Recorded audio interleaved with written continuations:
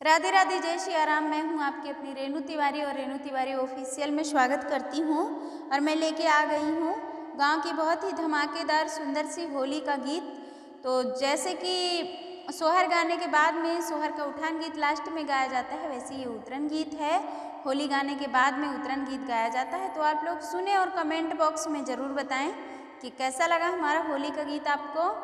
बाज रही पैजनिया छमा छम, बाज रही पैजनिया, अरे बाज रही पैजनिया छमा छम, बाज रही पैजनिया।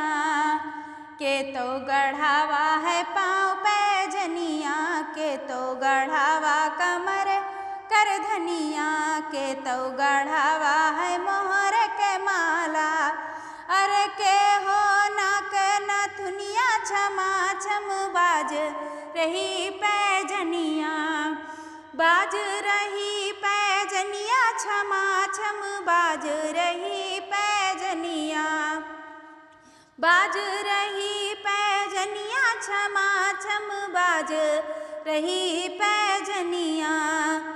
ससुरु गढ़ाए हो पाँव पैजनिया, जेठवा गढ़ाए कमर कर धनिया, देवरा गढ़ाए हैं मोहर के माला, अरे सैया तो नाक नथुनिया छमा छम, बाज रही पैजनिया, अरे सैया हो नाक नथुनिया छमा छम, बाज रही पैजनिया, बाज रही पैजनिया छमा छम, बाज रही पैजनिया।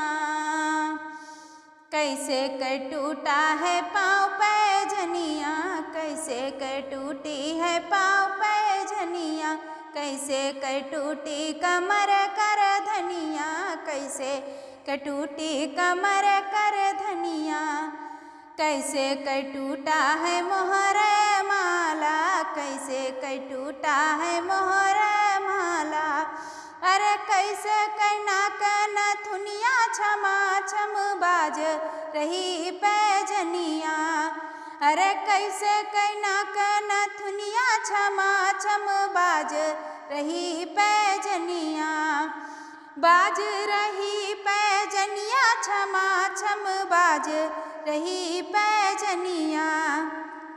अंगना बहारत में पाँव पैजनिया, अंगना बहारत में पाँव पैजनिया, झुकत कमर कर धनिया छमा छम, बाज रही पैजनिया, अरे सजिया पैना नथुनिया छमा छम, बाज रही पैजनिया, अरे सजिया पैना नथुनिया छमा छम, बाज रही पैजनिया, बाज रही पैजनिया छमा छम, बाज रही पैजनिया, अरे बाज रही पैजनिया छमा छम, बाज रही पैजनिया।